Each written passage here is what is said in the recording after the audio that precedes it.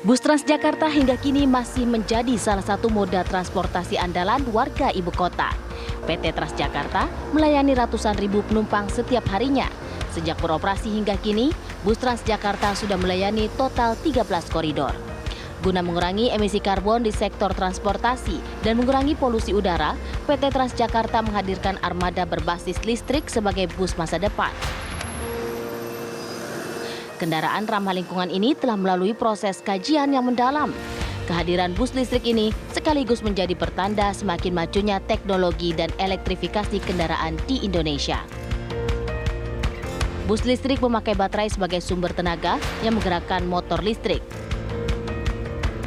Armada bus ini memiliki kapasitas baterai dengan jarak tempuh hingga 250 km atau 17 jam beroperasi dengan proses pengisian daya dan waktu yang cepat, yakni selama 1,5 hingga 2 jam.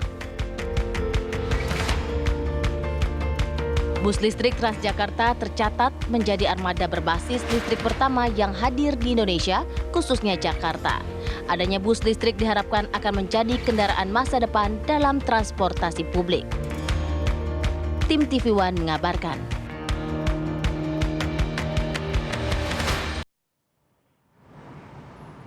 Ya, kembali di Apa Kabar Indonesia Pagi, pemirsa. Bus listrik akankah ini menjadi masa depan transportasi publik kita? Itu dia. Diharapkan supaya langit Jakarta, bahkan langit Indonesia semakin biru gitu langit biru Jakarta. Nah, kita akan membahas hal ini pemirsa bersama dengan narasumber yang sudah bergabung pada pagi hari ini bersama kita semua. Ada Pak Harya S. Dilon, Sekjen Masyarakat Transportasi Indonesia. Apa kabar Pak Dilon? Atau panggilannya Pak Koko katanya. Pak Koko.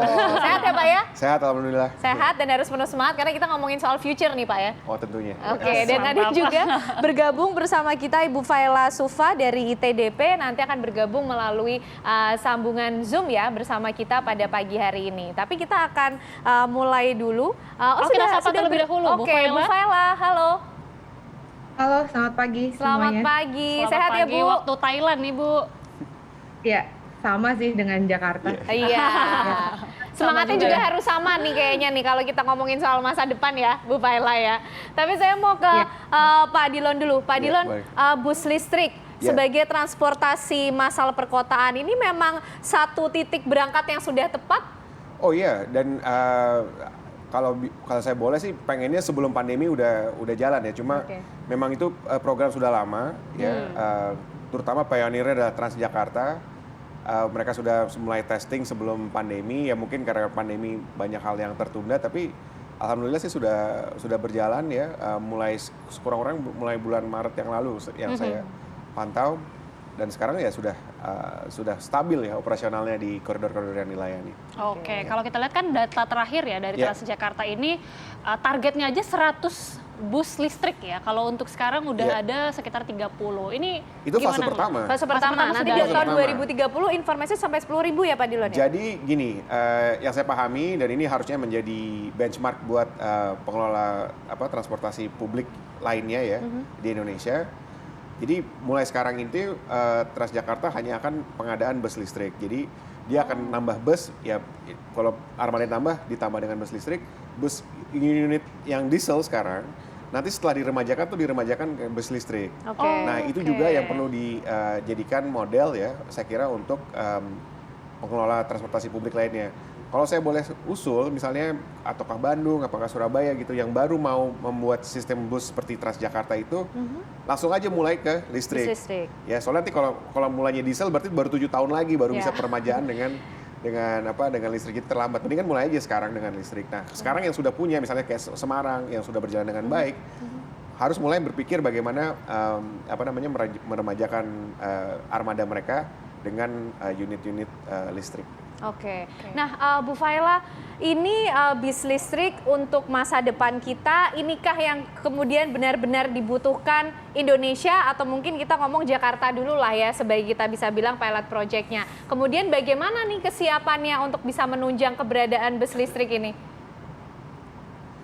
Sebenarnya kan kalau kita tarik lebih jauh lagi, penerapan bus listrik, terutama yang dimulai di Jakarta, itu sebagai turunan dari Peraturan Presiden Nomor 55 Tahun 2019.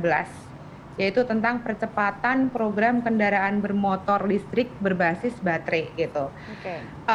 Dengan Transjakarta memulai elektrifikasi armadanya yang berbasis pilot, jadi sudah ada 2 rute di 30 bis tadi ya, yang seperti tadi diterangkan, itu sebenarnya bisa meng-create ekosistem untuk kendaraan listrik untuk moda-moda yang lainnya. Jadi dengan adanya Transjakarta dimulai ini, kenapa dimulai dari angkutan umum dulu? Itu karena rute Transjakarta kan fix. Jadi nanti gampang sekali untuk kita menyediakan contohnya teknologi baterainya. Berarti kan dengan rute fix, kalau di Jakarta itu dimulai dari Blok M sampai Senen atau Blok M sampai dengan apa namanya?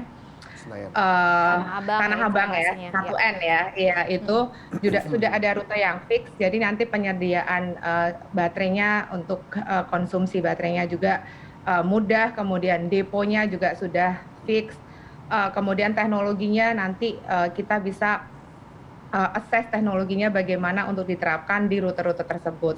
Untuk yang nantinya bisa di catch up untuk moda yang lainnya. Seperti kita juga tahu selain armada bis, roda 2 sebenarnya juga sangat potensial untuk bisa dielektrifikasi. Kenapa? Karena mode share di Jakarta sendiri itu sekitar 70% itu menggunakan kendaraan roda 2, dan bahkan perusahaan-perusahaan ride hailing seperti Grab dan Gojek, mereka juga sudah ada komitmen untuk mengelektrifikasi kendaraan ojek online-nya gitu, ojolnya di 2030. Jadi ini merupakan sign yang bagus untuk bangsa kita. Jadi angkutan umum dan mungkin roda 2 itu merupakan quick win untuk nanti bisa membangun ekosistem kendaraan listrik secara umum di Indonesia. Oke, membangun ekosistem yang baik tentunya, karena tentunya kita menginginkan lingkungan yang bersih dan juga bebas dari polusi. Tapi seberapa besar sih Bu kemudian kontribusi dari bus listrik ini kemudian mampu untuk mengurangi adanya energi BBM ataupun fosil, Bu? Seberapa besar kontribusinya, khususnya bus listrik di Jakarta ya, Bu ya?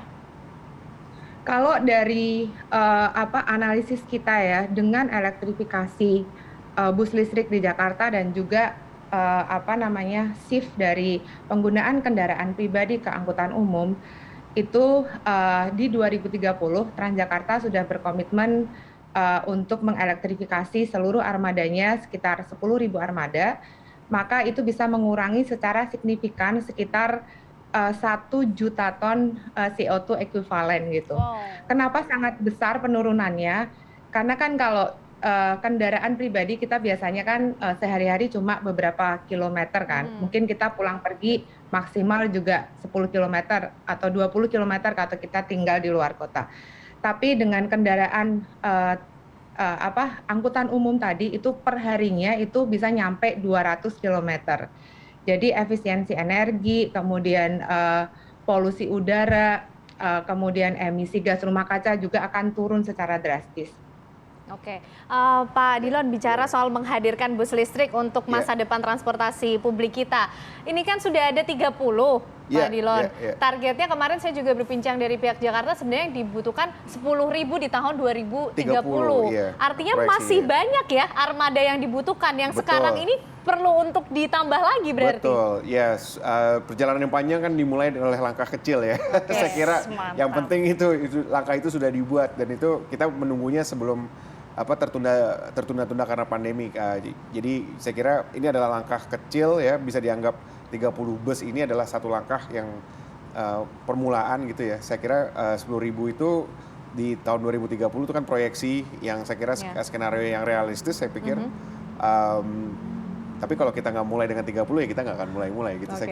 Jadi saya pikir ini kita perlu apresiasi ya langkah teman-teman di Transjakarta dan juga para operator yang mendukung program Transjakarta ini. Saya kira ini langkah permulaan yang baik permulaan yang baik ya. Tapi kalau melihat masa Ya. depan bus listrik di Indonesia khususnya gimana nih Pak? Jadi gini, ini kan apa ya, ada perlu skala keekonomian. Tadi Mbak Vela sudah sampaikan mengenai bagaimana perlunya infrastruktur yang terpasang ya, dan juga deponya, dan nanti teknologi baterai dari trennya makin lama makin efisien ya. Maksudnya energi kepadatan energi baterai itu sama aja lah kayak kita punya handphone, makin lama makin kecil kan Makin sebenarnya. kecil, makin tipis. Akhirnya apa, gara-gara mata kita nggak bisa itu layarnya yang besar ya. Tapi poinnya kan adalah sekarang baterai life handphone itu kan makin tinggi ya.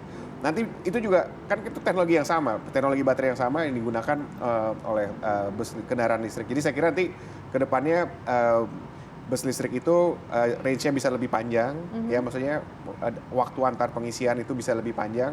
Kalaupun enggak, mungkin per unit bus baterainya bisa lebih kecil sehingga ruang buat penumpang bisa lebih besar. Itu kan pertimbangan-pertimbangan teknisnya. Jadi tapi kalau kita nggak pernah mulai, ya kita nggak pernah kepikiran untuk menstimulasi bagaimana investor untuk pasang investasi di prasarananya gitu. Kalau kita nggak mulai, jadi saya memang inilah yang dibutuhkan, yaitu adalah langkah tegas dari pemerintah untuk memulai menunjukkan kepada investor bahwa iya kita akan segera beralih nih ke. Jadi kalau yang mau investasi di charging station segala macam itu ya silakan, karena demand-nya sudah ada. Oke, sudah dimulai, perlu ditambah dan Perlu dilanjutkan ditambah berarti lagi. ya. Ditambah Dan dilanjutkan, apalagi yang perlu disiapkan, pemirsa, kami masih akan terus membahasnya untuk Anda. Usai jeda kami kembali.